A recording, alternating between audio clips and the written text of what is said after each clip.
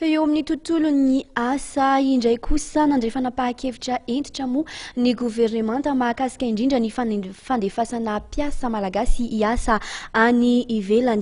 Nandritra ny filankevitry ny governemanta raha moa dia nanapa-kevitra ny ampiatotanteraka an'izay ny governemanta tao aoriana ny fandiniana ny fanajana ny zon'olombelona.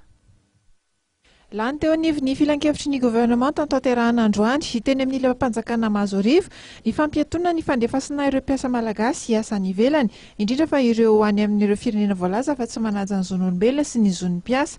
Noraisina izao fanapa-kevitra izao araka ny voalaza rehefa nanao fanadidina amikasika izay tsy fanajana ny zon'olombelona izay ny fitondram-panjakana. Manodidina ny fizahantany indray dia fantatra ihany koa fa andefa delegasiona any amin'ny distrikan'ny Nosy ny governemanta mba hijery manokana ny fitandrona ny fandriampahalemana ny toerana. Tao anatin'ny herinandro maromaro mantsy izay dia tsikaritra ho ny tombo izay tsy fandriampahalemana izay ka atahorana ny mety sy ny fiantraikany amin'ny fahatongavan'ireo mpizahatany indrindra amin'izao fotoam-pialasasatra izao.